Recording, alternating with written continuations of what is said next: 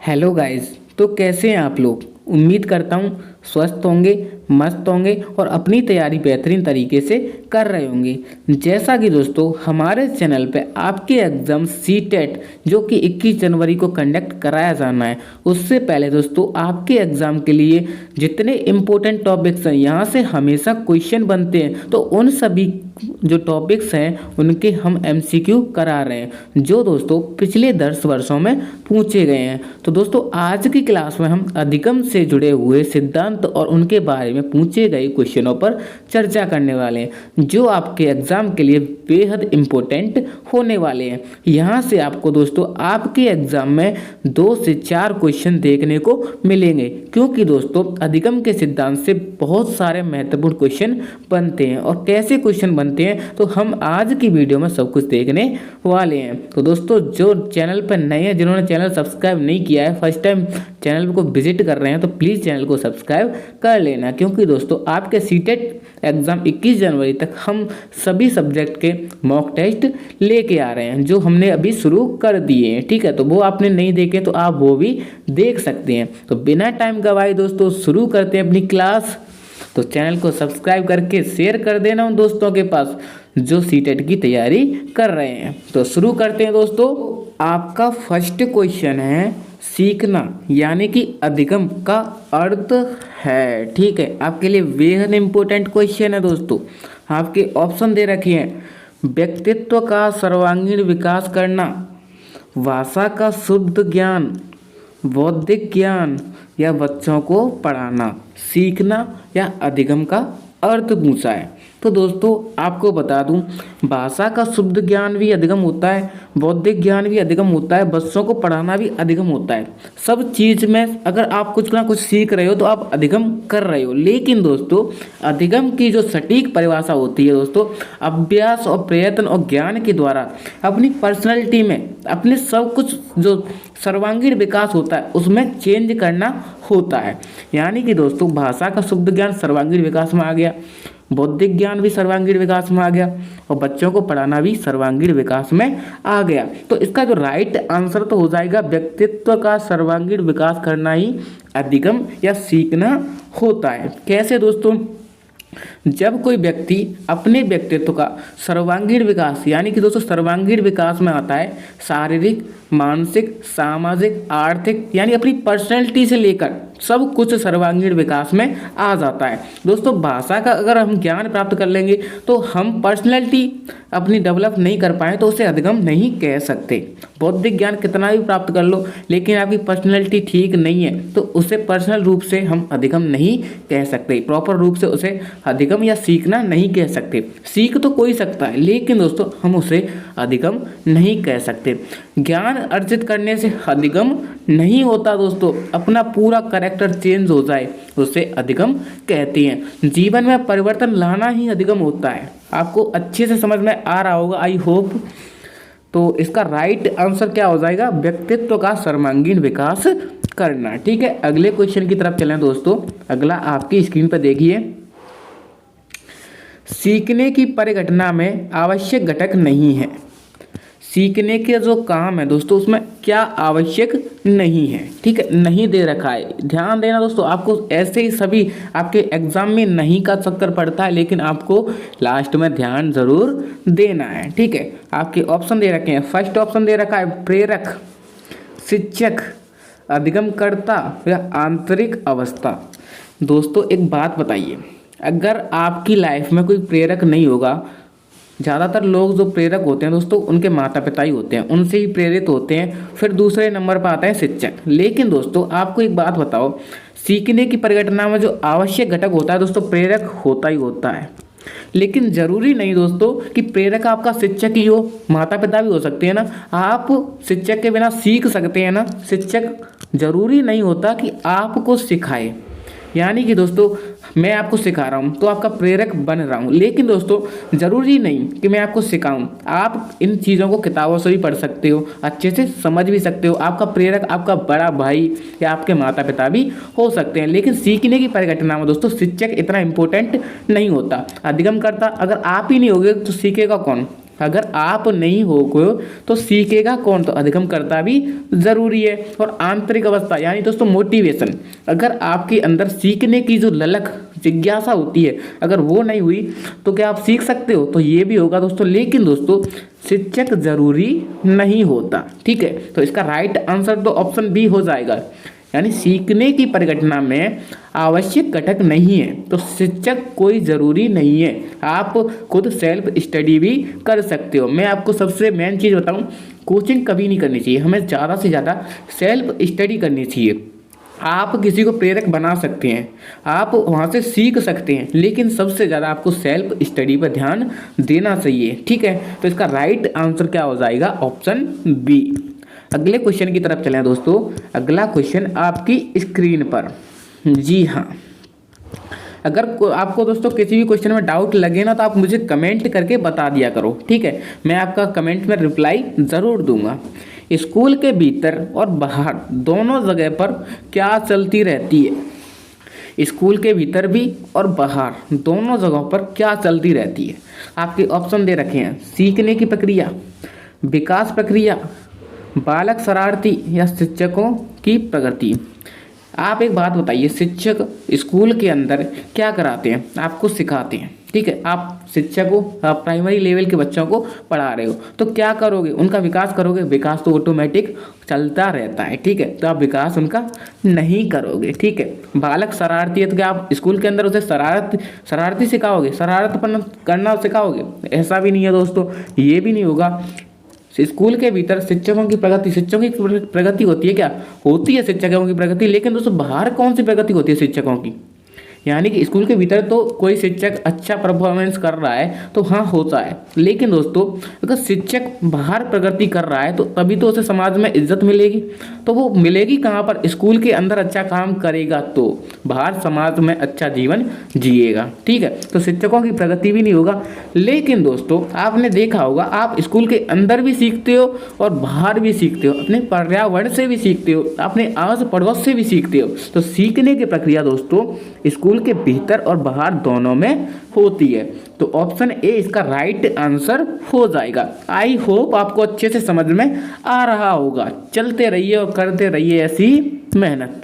अगला क्वेश्चन दोस्तों आपकी स्क्रीन पर, बहुत इंपॉर्टेंट क्वेश्चन दोस्तों, एनसीईआरटी आधारित।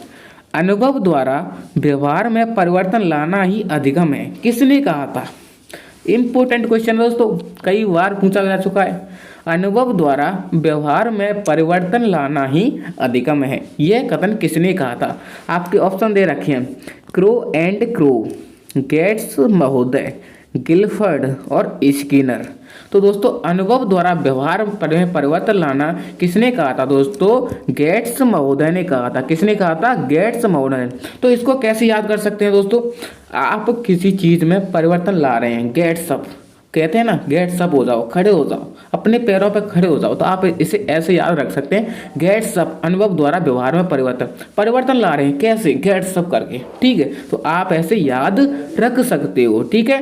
तो अगले क्वेश्चन की तरफ चलें दोस्तों। अगला क्वेश्चन आपकी स्क्रीन पर देखिए, बालकों में अधिगम, बालकों में जो अधिगम होता है कैसे होता है, शिक्षक द्वारा ज्ञान के स्थानांतरण द्वारा, पाठ्य पुस्तकों को पढ़ने से होता है, ज्ञान को रटने से होता है, या क्रिया करके होता है। तो दोस्तों आप एक प्राइमरी लेवल के बच्चे की बात कर रहे हैं। आपको हमेशा ध्यान रखना है दोस्तों, प्राइमरी और अपर प्राइमरी लेवल तक के बच्चों का ही जिक्र करने वाले हैं, ठीक है।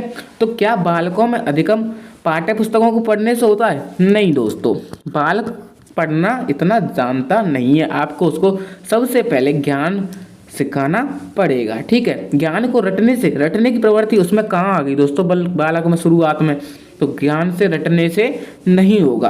क्रिया करके होता है, हाँ क्रिया करके हो सकता है, लेकिन दोस्तों बालकों में प्राइमरी लेवल के बच्चों में शिक्षक द्वारा ज्ञान के स्थानांतरण द्वारा सर्वाधिक होता है। तो इसका राइट आंसर तो ऑप्शन ए हो जाएगा, बालकों में अधिगम शिक्षक द्वारा ज्ञान के स्थानांतरण द्वारा ही होता है, ठीक है। आपको अच्छे से समझ में आ रहा होगा दोस्तों। अगले क्वेश्चन की तरफ चलें। अगला आपकी स्क्रीन पर देखिए, सीखना विकास की प्रक्रिया है यह कथन किसका है? इम्पोर्टेंट क्वेश्चन दोस्तों। सीखना विकास की प्रक्रिया है, यह कथन किसका है? आपके ऑप्शन दे रखे हैं स्किनर, वुडवर्थ, कोहलर और गेट्स। गेट्स की हमने परिभाषा क्या पढ़ी थी दोस्तों? व्यवहार में परिवर्तन, गेट्स अप परिवर्तन, गेट्स अप परिवर्तन। ठीक है, तो ये तो उसकी परिभाषा है। लेकिन एक और इम्पोर्टेंट परिभाषा, वेरी इंपॉर्टेंट परिभाषा दोस्तों, सीखना विकास की प्रक्रिया है, यह कथन किसका है दोस्तों? वुडवर्थ। ऑप्शन बी इसका राइट आंसर हो जाएगा।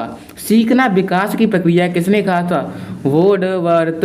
वो से विकास, वो से वुडवर्थ, ऐसे याद रख लेना, इंपॉर्टेंट परिभाषा है। ठीक है, परिभाषा याद करने के लिए दोस्तों मैं आपको बता दूं, आप जितना दोहराओगे उनको तो उतनी जल्दी याद होगी। उनसे जोड़कर पढ़ो, उनको एक ही वाक्य में पढ़ो। वुडवर्थ सीखना विकास की प्रक्रिया है, वुडवर्थ सीखना विकास की प्रक्रिया है। गेट्स सीखना व्यवहार में परिवर्तन करना है, गेट्स। ऐसे याद करोगे तो आपको परिभाषाएं याद हो जाएंगी। और मैं आपके साथ रहा तो जब तक आपको परिभाषाएं याद करके ही भेजूंगा, आपको जंग जीतने के लिए तलवार बना के ही भेजूंगा। ठीक है, इसका राइट आंसर हो जाएगा ऑप्शन बी।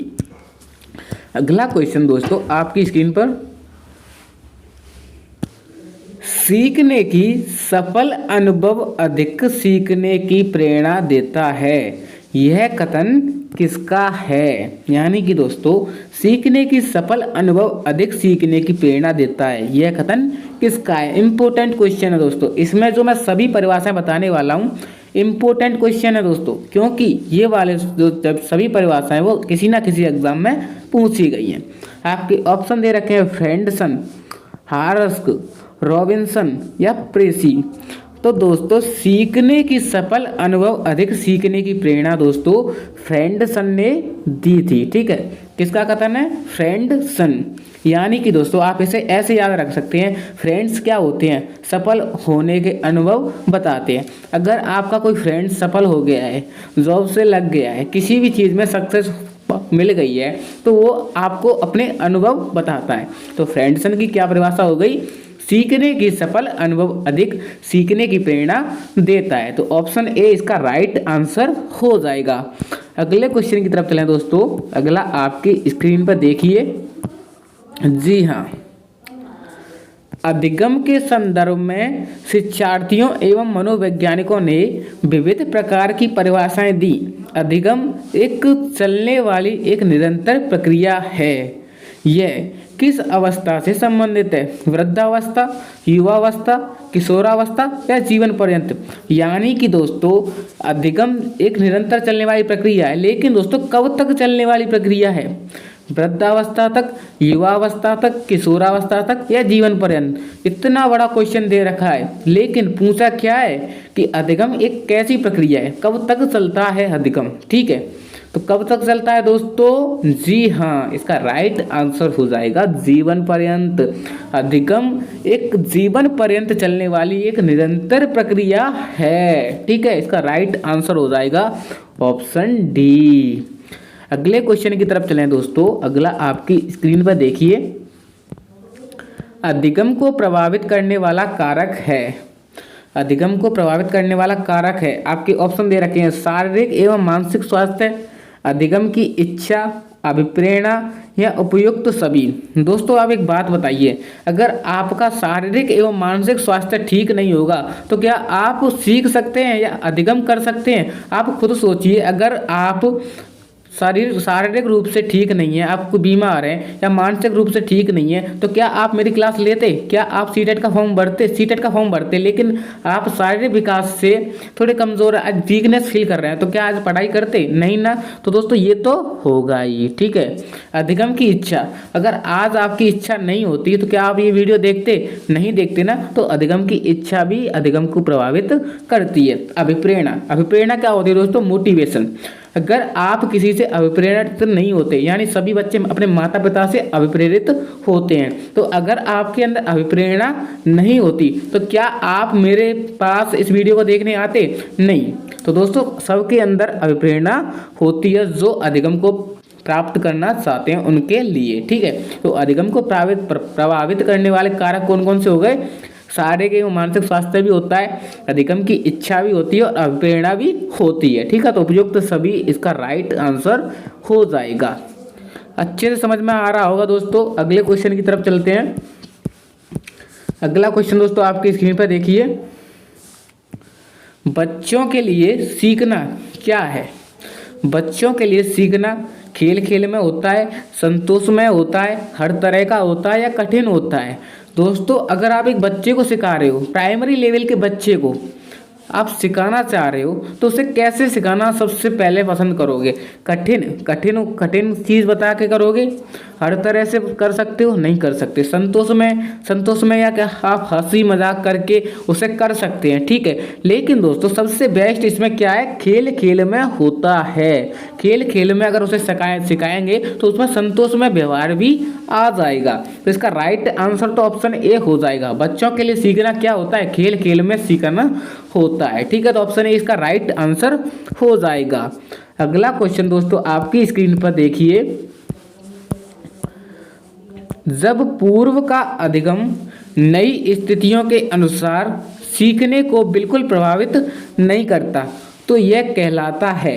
यानी कि दोस्तों जब आपने पूर्व में सीखी गई कोई चीज़ आपकी नई स्थितियों में बिल्कुल सहयोग नहीं कर रही है तो उसे क्या कहते हैं? अधिगम का सकारात्मक स्थानांतरण, अधिगम का जीरो स्थानांतरण, निरपेक्ष स्थानांतरण या अधिगम का नकारात्मक स्थानांतरण। तो दोस्तों अगर हमारी सीखी हुई एक एक्सपीरियंस दूसरी चीज़ में काम नहीं आ रही है तो उसे क्या बोलते हैं दोस्तों? अधिगम का जीरो स्थानांतरण, बिल्कुल काम नहीं आना। जैसे कि दोस्तों आपको उदाहरण से समझाऊं, क्या बास्केटबॉल का खिलाड़ी यानी किसी ने बास्केटबॉल का बहुत अच्छा खिलाड़ी है, ठीक है, तो वो क्रिकेट भी उसी के अकॉर्डिंग खेल सकता है? नहीं दोस्तों, क्रिकेट खेलने के लिए उससे शुरू से सीखना पड़ेगा, प्रैक्टिस करनी पड़ेगी। यानी बास्केटबॉल के लिए अलग से प्रैक्टिस और क्रिकेट के लिए अलग से प्रैक्टिस करनी होगी, एक दूसरे में सहयोग नहीं कर सकते। जी हाँ, एक साइकिल चलाने वाला अगर मोटरसाइकिल चलाना सीख जाता है तो वह सहयोग करता है, ठीक है। तो इसका राइट आंसर हो जाएगा ऑप्शन बी।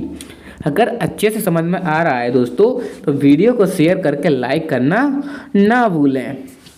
अगला क्वेश्चन दोस्तों आपकी स्क्रीन पर, जब एक शिक्षक वक्र रेखा यह प्रकट करती है कि प्रारंभिक प्रयासों में सीखने की गति तीव्र है किंतु बाद में प्रयासों में यह गति क्रम सामंत होती चली जाती है, तो इस प्रकार के शिक्षण को क्या कहा जाता है?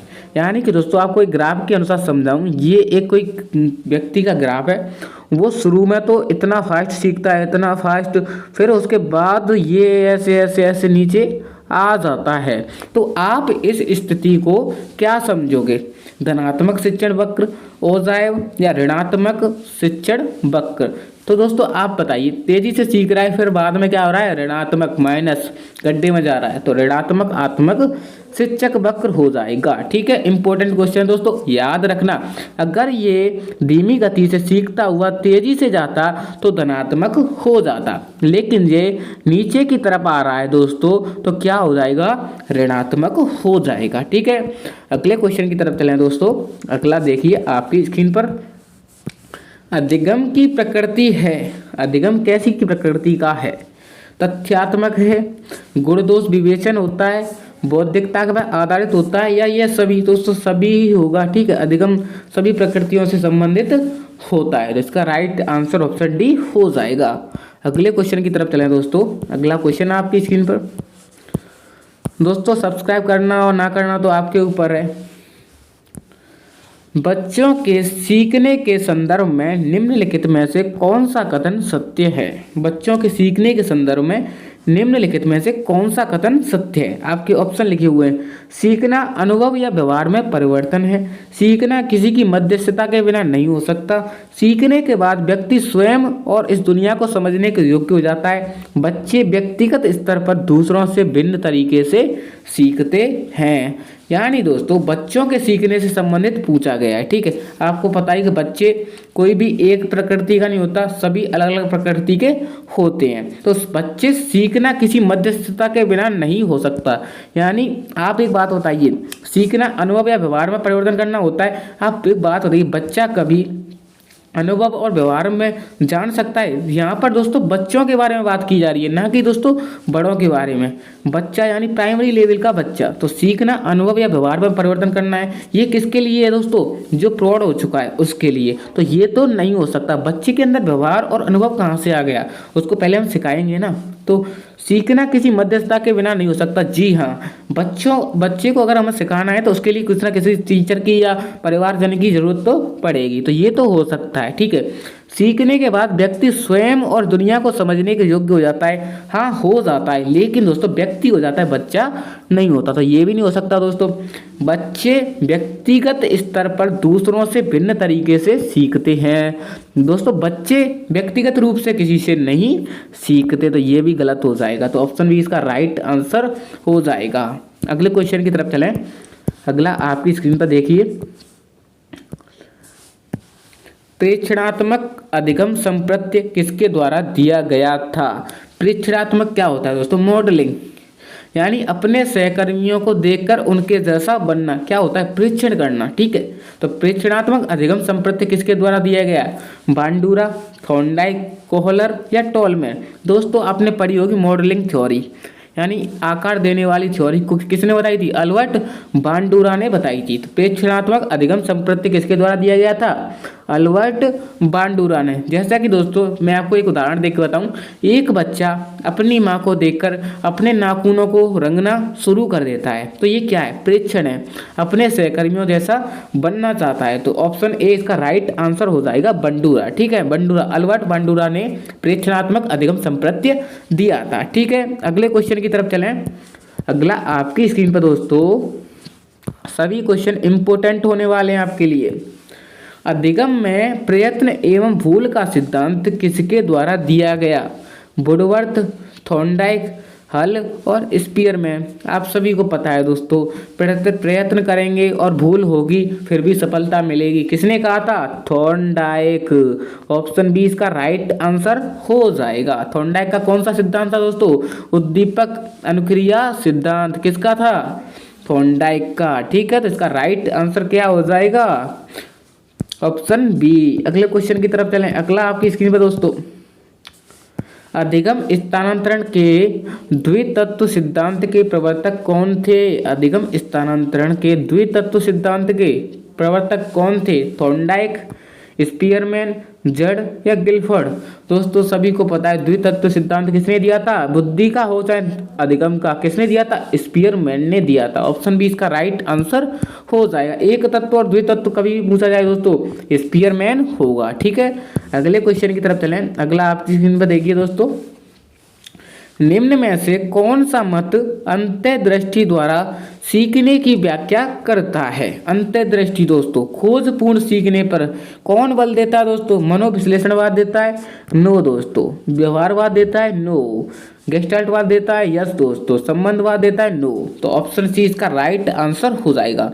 अंतर्दृष्टि और गेस्टाल्टवाद जो सिद्धांत है किसने दिया था दोस्तों? मैक्स वर्दीमन ने। गेस्टाल्टवाद का जो अर्थ होता है, क्या होता है? समग्र रूप से सीखना, ठीक है। किसने दिया था? मैक्स वर्दीमर। और इसके सहयोगकर्ता कौन थे? कोहलर और कोपका। मैं सभी चीज़ों को लिख नहीं सकता दोस्तों, आप समझने की कोशिश किया करो, प्रयास करो और सफलता लो। किसने कहा था? गेस्टाल्टवाद ने, ठीक है। ऑप्शन सी इसका राइट आंसर हो जाएगा। अगले क्वेश्चन की तरफ चले। अगला आपकी स्क्रीन पर दोस्तों क्रिया प्रसूत, इंपोर्टेंट क्वेश्चन दोस्तों, वेरी इंपोर्टेंट। क्रिया प्रसूत अनुबंधन सिद्धांत का प्रतिपादन किसने किया था? थॉर्नडाइक, हॉल, स्किनर या वुडवर्थ। दोस्तों स्किनर। क्रिया प्रसूत का सिद्धांत किसने दिया था? स्किनर ने। किस पर प्रयोग किया? भूखे चूहों पर। किस पर? भूखे चूहों पर। किसने प्रयोग किया? स्किनर ने। सिद्धांत क्या कहलाया? क्रिया प्रसूत सिद्धांत। इसको क्या क्या कहते हैं? आरएस थ्योरी कहते हैं। क्या दोस्तों? RS theory. और थॉर्नडाइक के सिद्धांत को एसआर थ्योरी कहते हैं, ठीक है। और अनुक्रिया उद्दीपक सिद्धांत किसका था? क्रिया प्रसूत, इसी को कहा जाता है, ठीक है। ऑप्शन सी इसका राइट आंसर हो जाएगा। अगला क्वेश्चन है दोस्तों आपकी स्क्रीन पर देखिए, अधिगम का प्रभाव का नियम किसने दिया था? अधिगम के प्रभाव का नियम किसने दिया था दोस्तों?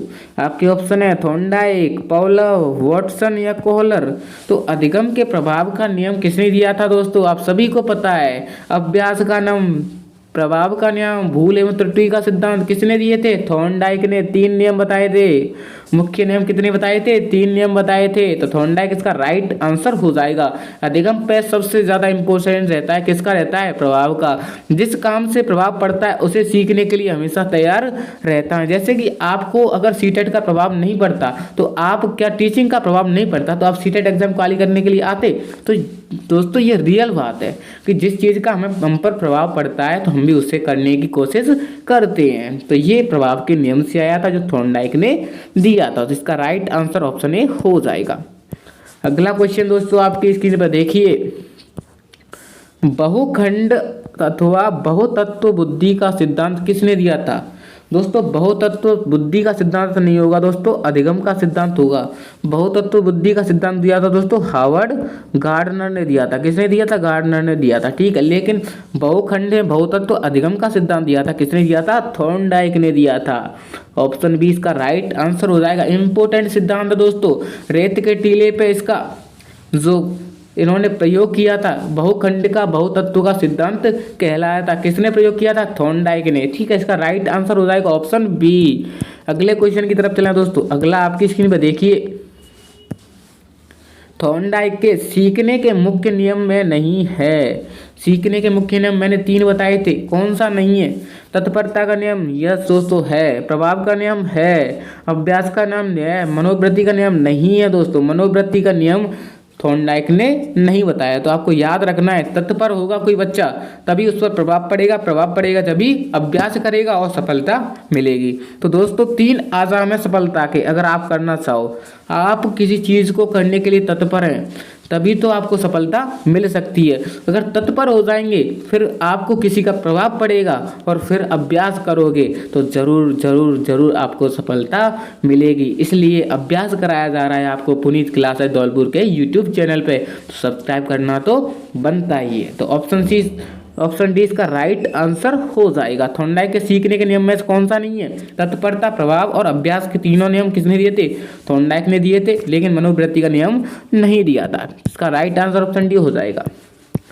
अगला क्वेश्चन देखो दोस्तों, अधिगम के व्यवहार सिद्धांत के प्रतिपादक हैं। अधिगम का जो व्यवहार का सिद्धांत है उसके प्रतिपादक कौन है दोस्तों? कूट-लेविन ने तो दोस्तों चिन्ह पूर्णाकार का सिद्धांत दिया था। बांडुरा ने, अभी हम पढ़ के आए, मॉडलिंग थ्योरी दी थी। जीन पियाजे ने दोस्तों संज्ञानात्मक विकास का सिद्धांत दिया था। लेकिन क्लार्क हल ने दोस्तों कौन कौन सा दिया था? पुनर्वलन का सिद्धांत दिया था। एक तो कौन सा? पुनर्वलन, और एक व्यवहार का सिद्धांत भी दिया था, ठीक है। तो ऑप्शन डी इसका राइट आंसर हो जाएगा। इंपोर्टेंट क्वेश्चन है, याद रखना दोस्तों। अधिगम की सफलता का मुख्य आधार माना जाता है। अधिगम की सफलता का मुख्य आधार किसे माना जाता है? दंड व आरोप को, पुरस्कार व प्रशंसा को, लक्ष्य प्राप्ति की उत्कृष्ट इच्छा को, या अधिकारी बनने की इच्छा को। तो 24 का राइट आंसर हो जाएगा दोस्तों, लक्ष्य प्राप्ति की उत्कृष्ट इच्छा को अधिगम की सफलता का मुख्य आधार माना जाता है। ऑप्शन सी इसका राइट आंसर हो जाएगा दोस्तों। अगला क्वेश्चन देखिए आपकी स्क्रीन पर, एक बालिका को साइकिल चलाना आता है, वह स्कूटी खरीदती है तो आसानी से स्कूटी चलाना सीख जाती है। यहाँ अधिगम का कौन सा स्थानांतरण है? अभी मैंने आपको बताया था दोस्तों, एक बालक, कोई भी बालक साइकिल से स्कूटी चलाना सीखता है, ठीक है, तो वो क्या पॉजिटिव थिंग्स मिल रही है, यानी कि एक शक्ति दूसरी शक्ति में प्रयोग की जा रही है। कौन सा होगा दोस्तों? सकारात्मक होगा ना, सकारात्मक स्थानांतरण। शून्य कौन सा होगा? किसी भी शक्ति का किसी दूसरी शक्ति में प्रयोग ना होना, किसी अनुभव का दूसरे अनुभव में प्रयोग ना होना, शून्य हो जाता है। किसी अनुभव का दूसरे अनुभव में सहयोग करना क्या हो जाएगा? सकारात्मक। और किसी अनुभव का विपरीत होकर उस अनुभव में बिल्कुल सहायक न होना क्या हो जाएगा? नकारात्मक, ठीक है। तो सकारात्मक हो जाएगा। ऑप्शन डी इसका राइट आंसर हो जाएगा। अगला क्वेश्चन देखिए दोस्तों, क्रियात्मक अनुबंधन का सिद्धांत किसकी देन है? क्रियात्मक अनुबंधन, अभी मैंने आपको बताया था दोस्तों 26। इसका राइट आंसर क्या होगा दोस्तों? मुझे आप कमेंट करके बताना, ठीक है। 26 का राइट आंसर क्या हो सकता है? अगले क्वेश्चन की तरफ चलें। अगला आपकी स्क्रीन में दोस्तों, गेस्टाल्ट का अर्थ क्या है? गेस्टाल्ट का अर्थ मैंने दोस्तों अभी आपको बताया था। क्या बताया था? समग्र रूप में, यानी सभी के लिए, सब सीखें, सब बढ़ें, सब आगे चलें, प्रयास करो और सफलता लो, समग्र रूप में हो जाएगा। अगला क्वेश्चन दोस्तों देखिए, सीखना विकास की प्रक्रिया है। यह परिभाषा किसकी है दोस्तों? सीखना विकास की प्रक्रिया है। किसने दी थी दोस्तों? वुडवर्थ। ऑप्शन बी इसका राइट आंसर हो जाएगा। सीखना विकास की प्रक्रिया किसने कहा था? वुडवर्थ ने। ठीक है, अगले क्वेश्चन की तरफ चलें। अगला क्वेश्चन आपकी स्क्रीन पर दोस्तों सुपर फास्ट सीरीज है अपनी। कक्षा 7 का रोहन प्रारंभिक पाठों को तीव्र गति से सीखता है, परंतु धीरे धीरे उसके सीखने की गति कम हो जाती है। एक समय ऐसा आता है कि कितने भी प्रयास करने कर वह अधिक नहीं सीख पाता। यह प्रक्रिया क्या कहलाती है दोस्तों? इसे बोलते हैं अधिगम पठार। क्या बोलते हैं दोस्तों? अधिगम पठार। कोई भी बालक हो दोस्तों, आप हो, ठीक है, आप अगर प्रैक्टिस नहीं करोगे, आप पढ़ोगे नहीं, तो आप थोड़ा धीरे धीरे अपनी मेमोरी कम खोने लग जाओगे। ठीक है, सीखने की गति कम हो जाएगी, तो क्या हो जाएगा? अधिगम पठार बन जाएगा। इसे क्या बोलते हैं? अधिगम पठार। ऑप्शन सी इसका राइट आंसर हो जाएगा। अगला क्वेश्चन दोस्तों आपकी स्क्रीन पर देखिए। न्यूनतम अधिगम स्तर की कक्षा में शिक्षक का मार्गदर्शन होता है। किस चीज का होता है? न्यूनतम अधिगम स्तर की कक्षा में शिक्षक का मार्गदर्शन होता है। अधिगम प्रतिफल के मापन में, अधिगम उद्देश्यों के पहचान में, उद्देश्यों के निर्धारण में, या उपरोक्त सभी। तो न्यूनतम अधिगम स्तर की कक्षा में शिक्षक का जो मार्गदर्शन होता है दोस्तों, किसका होता है दोस्तों? इसका राइट आंसर हो जाएगा अधिगम के प्रतिफल मापने में भी होगा, अधिगम के उद्देश्य की पहचान में भी होगा, उद्देश्य के निर्धारण में भी होगा, उपरोक्त सभी। न्यूनतम अधिगम स्तर की जो कक्षा है उसका शिक्षक में मार्गदर्शन क्या होता है? सभी हो जाएंगे। तो दोस्तों आशा करता हूँ, उम्मीद करता हूँ आपके लिए ये वीडियो हेल्पफुल रहे और आपका एग्जाम ऐसा ही आए और इन्हीं में से सारे क्वेश्चन मिल जाएं। मैं तो भगवान से दुआ करता हूँ कि आपका सीटेट एग्जाम अच्छे नंबरों से क्वालिफाई हो जाए। तो वीडियो अच्छी लगी है तो वीडियो को शेयर कीजिए और चैनल पर नए हो तो सब्सक्राइब तो कर ही लिया होगा। थैंक यू दोस्तों।